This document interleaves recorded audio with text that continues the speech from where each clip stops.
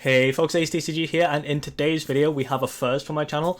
I'm actually doing a tier list for OP02, so you can see all of the leaders that are out for OP02. Now I know that some people have moved on to OP03, but when I'm playing TCGs I really like to just focus on the here and now more than like the future planning.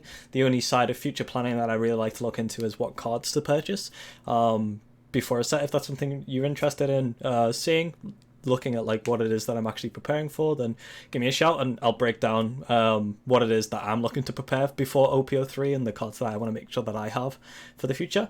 But for now, I'm going to be doing a tier list for OP02. There are still regionals, treasure cups, and online tournaments to be had, especially in Europe. I know that much at least. So I think there's still definitely a lot of value in me trying to give as much insight as possible into like what you could run into, and yeah, things to be prepared for, potential ideas of decks that you can try out. And the positive about One Piece is that there is the simulator, so you can go online, test the deck without having to invest any of that old cash muller in which we all work so hard on. So yeah, let's just get into it. So I broke these down just a little bit, and there's going to be some that's like just bread and butter. So like for example, we've got Whitebeard first, and what I'm going to do is after I've highlighted a card, we'll go in and we'll read what it is. So this is Whitebeard, big ol' Eddie Newgate. So if you don't know what Newgate does, one of the biggest things to look at is one, it's 6k, and two, it's got 6 life, and they're two very scary things. If you followed the meta at all, you'll be very much aware that this has been kind of going quite rampant, like everywhere, especially in the US, is what I've seen for the most part. Edward has the ability at the end of your turn, add one card from the top of your life area to your hand. So effectively you put yourself on like a timer before you're going to run out of life, but the deck is able to just have an immense amount of pressure, and kind of just like can speed up games as well. It's very defensive naturally, which just helps it play very problematic cards. So like we'll look at like Ace, for example. This card is just crazy. It's 7-drop that minuses power. With the Rush, we've got the Luffy that's being run as well, the Rush Luffy here, and we can't forget the main reason that this deck is just so potent is the big old Eddie Newgate. So yeah, definitely tier 1. It's got the most results in the top, especially for the US results. So for me, I'd say this is the one deck that I'd be preparing for heavily if I were choosing some of the other tier 1 decks. So yeah, I don't think anyone could argue with that. Definitely contender for the number 1 spot. I don't think it's as easy as people may think it is to just do. One of the biggest downsides, however, when piloting this list is that it can sometimes just feel very one-dimensional. You have to play in a very specific way to be able to, one, survive because you're self-damaging every turn, but two, also grab that win, because like I said, you do put yourself on a clock. And for anyone who's new to the game, if you're picking this up, you might pick it up and be like, why am I just losing every game? I'd say make sure that you're like doing your research with other content creators where you're watching deck profiles. Look for deck profiles where they're going to be talking about why they're running the cards that they're running. There's some really nice content out there that talks about the way that they go into like each different turn and the steps that go into it. Like for example, one thing that you have to prepare for with this that you don't in other ones is having to hard mulligan for that 9-drop Edward Newgate, because it's going to help you survive. So yeah, do your research, and that would be the thing that I would say before you look at any of these decks is use the materials that we have, use content creators, use all of their knowledge that they've put into the practice, into making these videos, and listen to what they're saying, and then practice as much as you can. So next up is one of my favorite decks in the current meta. This is Roronoa Zoro. This one, I'm sure you've seen it. I think I've just closed the sim, which is never fun. Here we go. So yeah, this is again just definitely a tier 1 deck. I think in the current meta, one of the biggest issues that it has is running into Edward Newgate, like the Whitebeard that we've just seen. But this is Zoro. It's 5 for 5, so you get 5 life with 5k power. It has a Don X1 ability to give all of your characters X1000 power, which is, yeah, just nutty. Nutty, nutty, nutty, very, very good. You're able to basically flood your board with cards that are going to add value to your hand, like Nami, like Dadan, other really nice cards here. So, like, you've got Robin, that's really nice. Vista, it just fits very naturally into the flow. Jet Pistol, which is able to just deal with a lot of the meta's cards. So, yeah, very, very good. Can run people down. I think it gets overlooked a little bit because it can have a bit of a rough matchup against Newgate if you don't have a lot of experience in that, because you can just find yourself playing a lot of like 4Ks and then you're like, oh no, I have to commit Don to it. But practice makes perfect. Definitely, it can definitely still win the matchup. It's just not nice that you're playing against the 6K when you're pretty much using one of said kings of 5K beaters. Very, very strong deck. Quite accessible deck, I think. Newgate's not overly expensive to bait. Like, I think the biggest things would be like the aces and the Newgates that you're gonna have to do. Of course, you'll have to buy 2 trial decks as well for the Luffy's, and the Zoro. You've got to buy the film stuff because you're gonna need to get the Sunny Coons. You need 4 Newgate in Zoro. Some list run 3, but 4 is, yeah, you're dropping Newgate in this as well, which is, yeah, so not terribly accessible, but not like a big blocker. It's not one of those where I'm like, oh, I need this one card that costs £50 each, or $50 each. So yeah, definitely tier 1 for me. Again, I don't think question about it. Do I think it's better than Whitebeard into the current meta?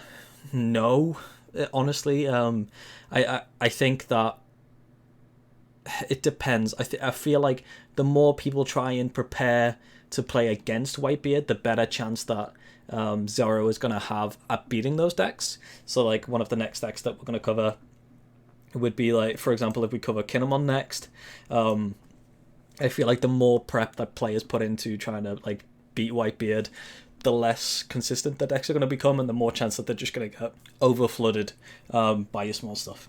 I'm aware I've been talking a lot, so we're just going to speed it up. Kinemon, another tier 1 deck, no question about it. Cards in a deck is just really, really nice.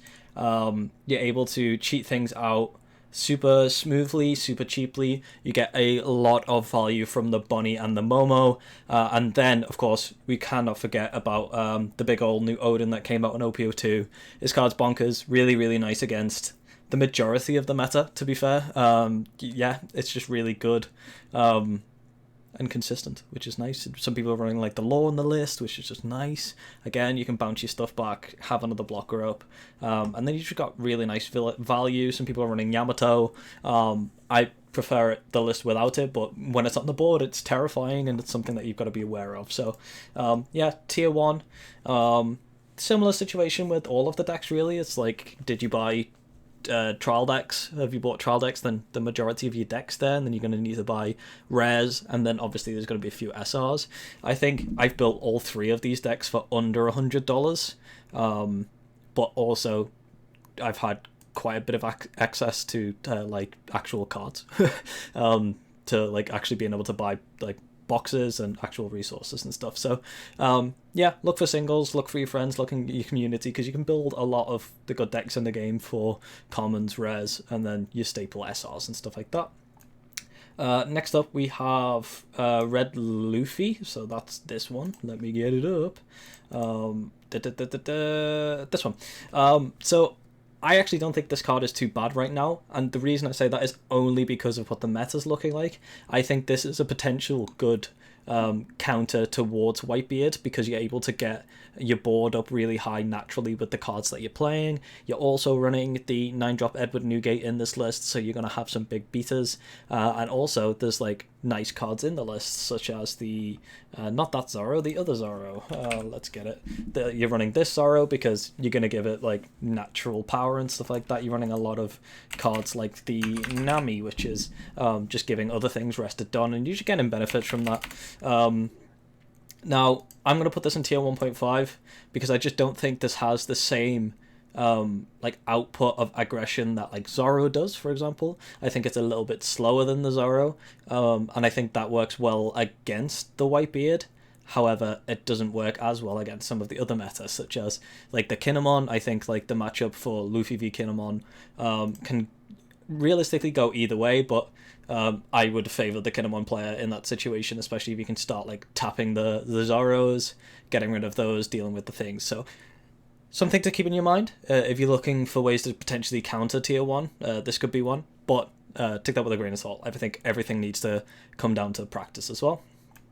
Red, green, Luffy. Tier 2 for me. So if you don't know what this one does, here he is. You're able to like restand stuff, set one of your Supernovas or Straw Hat characters with a 5 cost or less to active and it gains 1,000 power.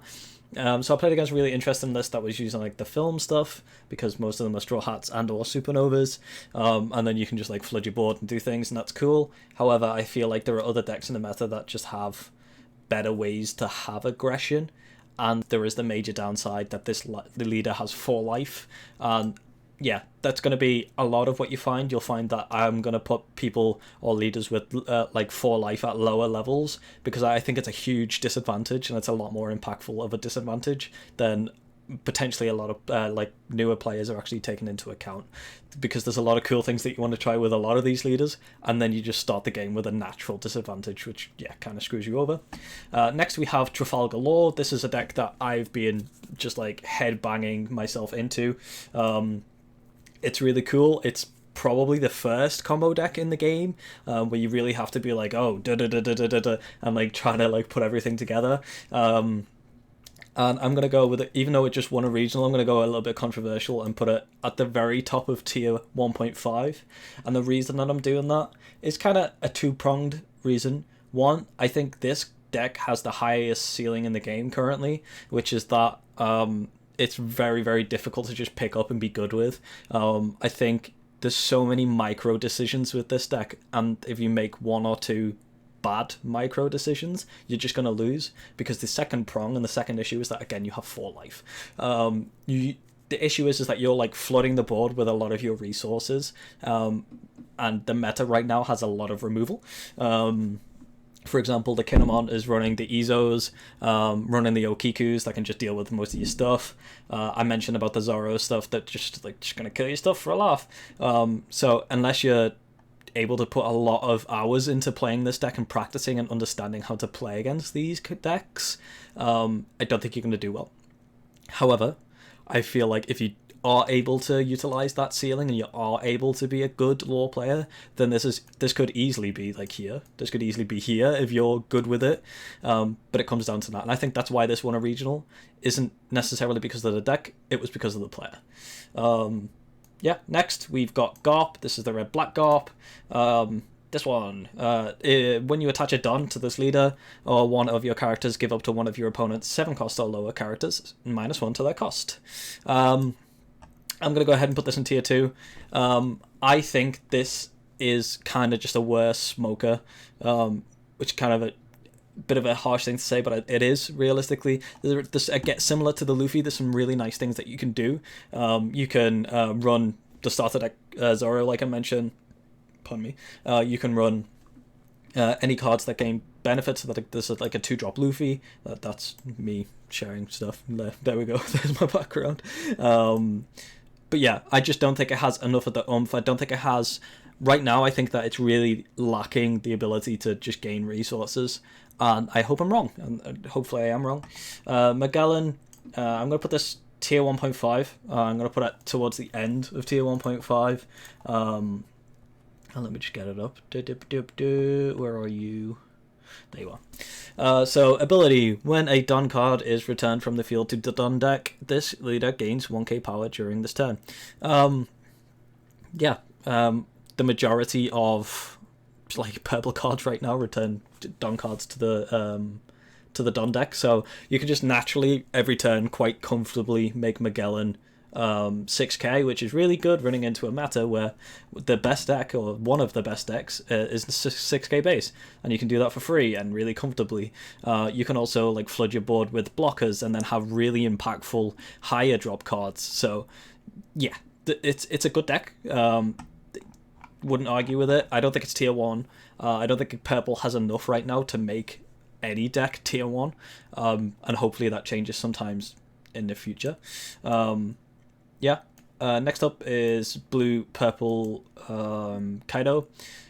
So similar to what I just said there about Magellan, I don't think blue hasn't purple has enough to really like make an impact in OP02. However, it could be one that could catch you off guard. There is the reasoning for it to be in tier 2, like the rest of the decks, is that this has 4 life. You just start the game with a back foot. It's just not nice, especially when you're playing with colors that don't have significantly broken pieces anyway. So yeah, Don ×1, which is kind of painful because you have to commit a Don to it.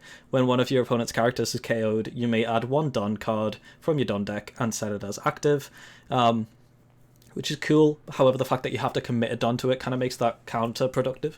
And if I was going to run a Kaido, I'd just run this Kaido, which just is able to run like nicer things without like that, and has an actual game plan to like get you there, instead of this just trying to add you value. This other Kaido has 5 life and has benefits, and that's why I'm going to put this Kaido in tier 1.5, I think. This is going to be the very end of tier 1.5. I think this is like the edge of it.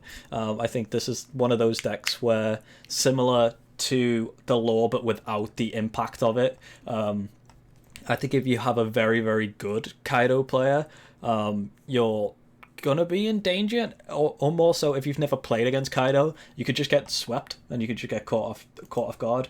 I think one of the things that a lot of Kaido players are doing wrong is like hyper fixating on the fact that like, oh, I'll use my leader's ability to Don X7 and I'm just gonna like just lose everything. But with cards such as the stage that they have, this stage, is just absolutely ridiculous. You're able to just like break your opponent's tempo because you're just so far ahead. With the Don, really, really nice. And then, of course, they have other cards in here like this Kaido, which just says goodbye to everything on the board, and then you just have a huge 12k Kaido, which is just like unkillable for a lot of the things. So yeah, I think it has a lot coming for it. If you haven't practiced against this, I would get some practice in. The Kaido effect does come in, because if you go down to 1 life, you best believe you're going to need a lot of combo in your hand to be able to survive this. But like I said, I think it's low end tier 1.5, maybe even just like top of tier 2. But I like the idea of it being tier 1.5. I think if someone invested enough time into this deck, you could like sneak quite a lot of wins in against these, especially if they haven't practiced against this. And because it's purple, I doubt many will. Yeah, King, tier 3, the first of our tier 3s. Yeah, it's just weak. Your turn. If you have 10 Don cards on the field, all of your opponent's characters have X 10 power. Having to wait till like turn 5 plus, because you're playing purple and you're removing your Don, to actually have your leader ability to ever go off is very not good.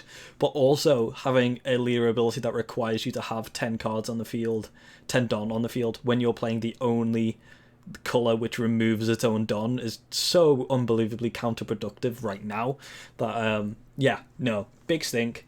Doesn't do it for me. Choose some of these other purple ones. Speaking of pooey purple leaders, we have got Shanks. So Joe and Locals have been playing a really fun Shanks list where he's like running the film cards and then like buffing things using the ability, and it's really fun. However, I don't think it's overall potent enough to be able to deal with anything that's above. You could argue that this is the end of tier 2, but I wouldn't choose to play Shanks over anything else above it, so that's why I'm just going to throw it in tier 3. Next up, we've got Crocodile Octopus. Here we go. This blue. Please load sim. Here we go.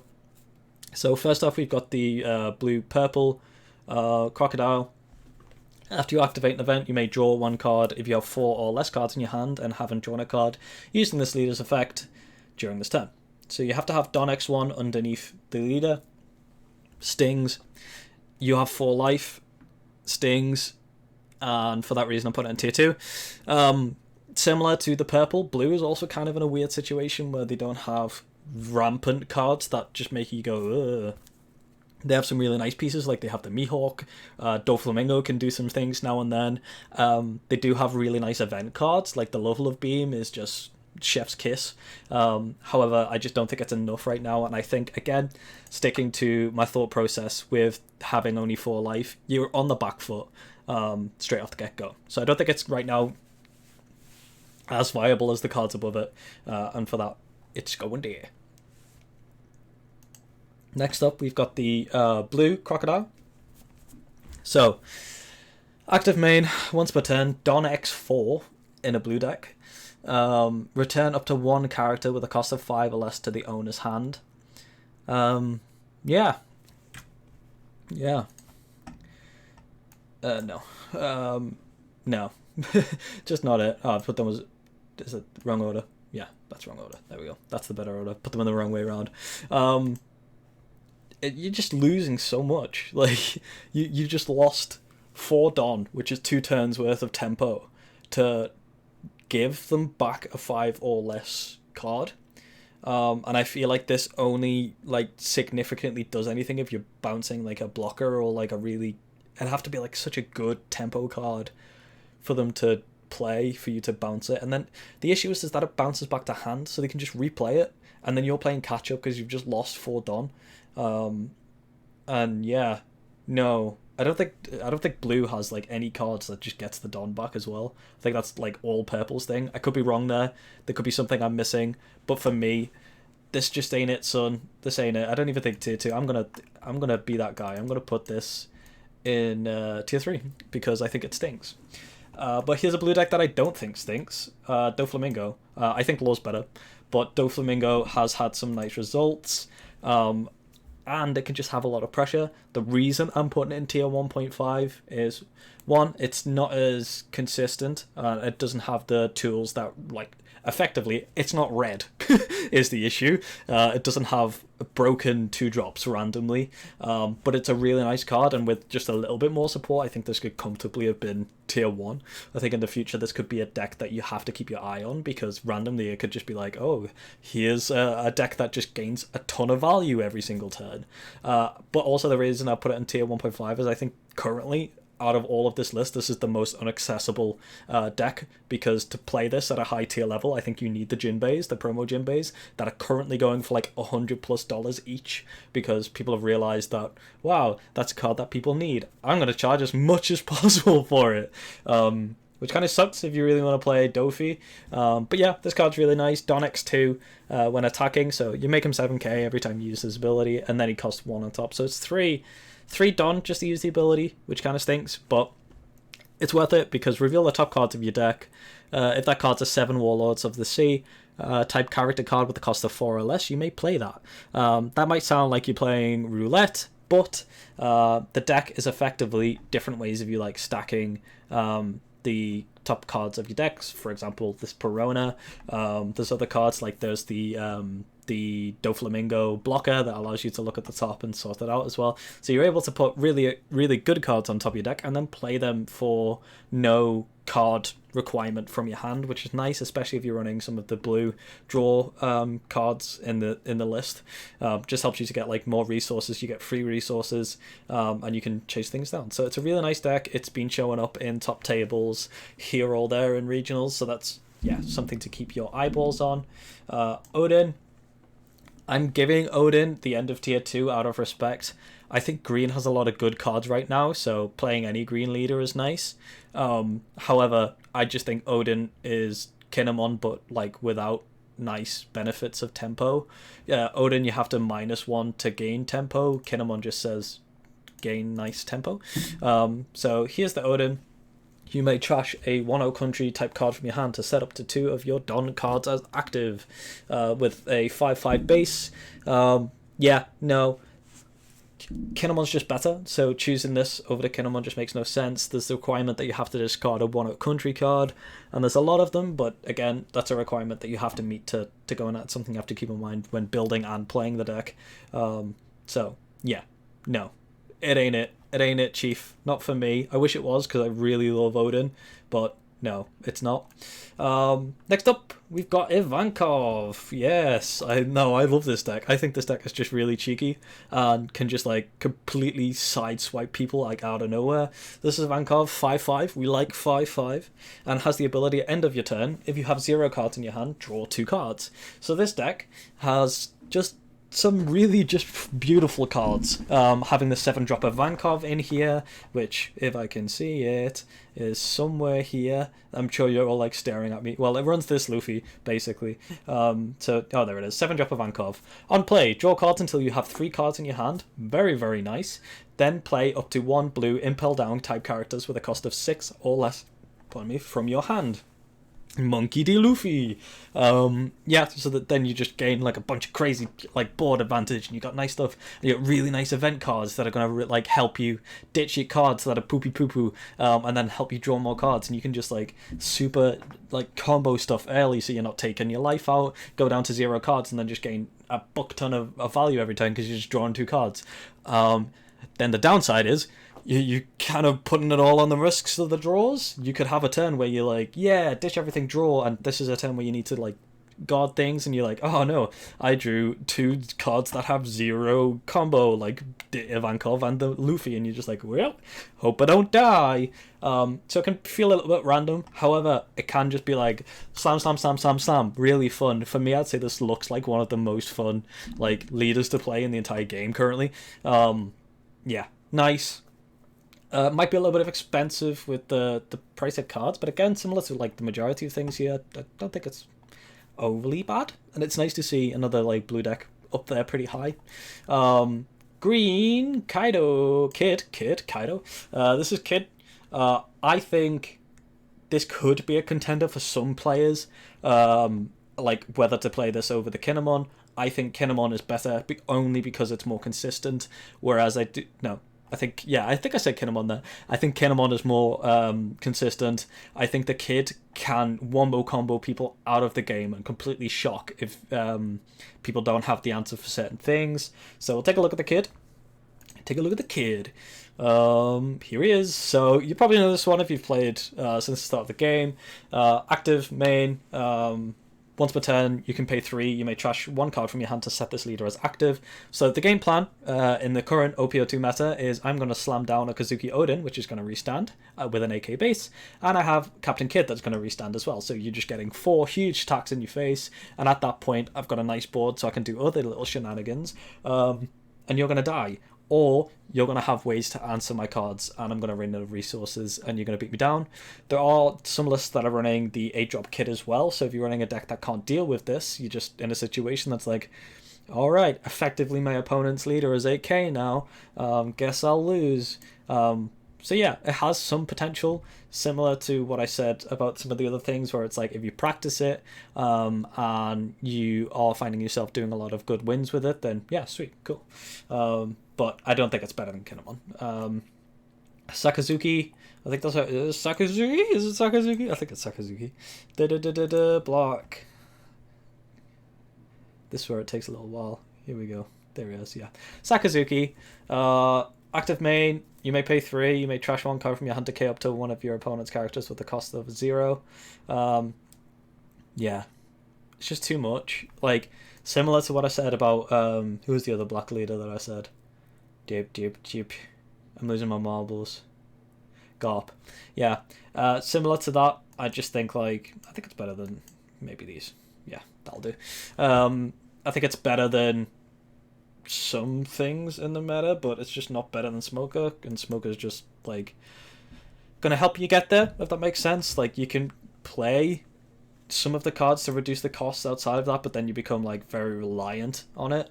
And the issue with a lot of the black cards is that they're very happy when you have an opponent with 0 cost, but aren't very happy when you don't. So having a leader that helps you get the cost down to 0 is probably more important in the current meta than it is of having a leader that's going to help you remove it. The Kuzans are really nice to be able to help out with that, but you have cards like this in Smoker and stuff like that that's just going to KO, do exactly this leader effect, but in a character which is cheap and cheerful. So I've said Smoker a lot. I'm going to put Smoker here. Yeah, I think Dofi has... I think black is in a weird situation this meta, like in OP02, where like it can have nice results because some of the lists can struggle a little bit against the removal, some of the lists, you know what I mean. However, I think it's just missing something right now, but It's nice. It's a really, really nice card. Here we are. This is all big old smoky. A lot of the decks in the meta right now are playing 1-drops that are going to help them get cards, such as Nami, such as, you know, Momo, or like Beige, for example. And if they do that, and they're on there forever, you're always going to have a 0-cost card in your opponent's field as long as you don't kill it. And that means that it just kind of triggers everything else in black, which is really nice and helps you get value. But no, I don't think it's... No. Next up, we've got Sanji, which I think is high tier 2. I think it's really fun. It's nice to just be able to like slam things down on the table and be like, unga bunga. Like, get your cards out, let's do it, let's crack on. But also, it can just like shock people. Biggest issue with the entire card is that it's got 4 life. What are you doing, Bandai? Why are you nerfing really fun ideas? Most of the cards here have 2 life, 4 life, 2 life, 4 life, so you just at a disadvantage, and that's why I think it's in tier 2. Has some really nice things. Main issue is that you're playing a lot of vanillas in your deck, so you can struggle in situations. Sometimes you just don't have the answers to cards. And last off is Zephyr. I'm not putting him in. That's not... Okay, well, he's there now forever. So yeah, here we have Z. So when attacking, Don -4, which is okay because it's black and purple. You may return these K up to one of your opponent's characters with a cost of 3 or less, and then this leader gains 1k power. Nice to be able to remove things. Quite a high cost with the fact that it's a Don X4, and this leader gains plus 1000 power, so you can reach 6k. I'm going to go ahead and apparently open my thing. I'm going to say tier 2. Do I really? No. Do you know what? Maybe tier 1.5 at the end. I'm going to bring Kaido down. I think that's a bit too high for Kaido. Yeah, I'm going to put this... No. I'm going to stick to my guns. I'm going to put Zephyr in tier 2. 4 life stinks. Change it, Bandai. Change it. Stop giving 4 life to cards. Just make it nice and stable. Let's have some fun. Let's not have people at a disadvantage sort of thing. But yeah, tier 2. I think it can do a bunch of things, and then you just kind of run into the late game where you're just like, oh no, I am dead, because your opponent's playing cards that are like super high cost that you can't bring down high enough. So you can still like run nice cards like the Kuzans, and then you can run like purple staples to help you recoup some of that Don X like minusing from your Zephyr ability. But the issue I've seen is that I feel like in a lot of the matchups where I'm playing against Z, they're never really using the leader ability because it minuses so much, so you're just kind of using a black-purple colour, so you can run both, which is cool, but I don't think it's specifically viable. But yes, I've done so much talking. This is the first video of the type. Sorry if I rambled far too much, but I enjoyed it. It was nice. Leave a comment below if you disagree with any of this. I'm not going to be mad. I could be wrong. I could switch all of these around. Tomorrow, there might be a list that makes Film Shanks a 10 out of 10. You know?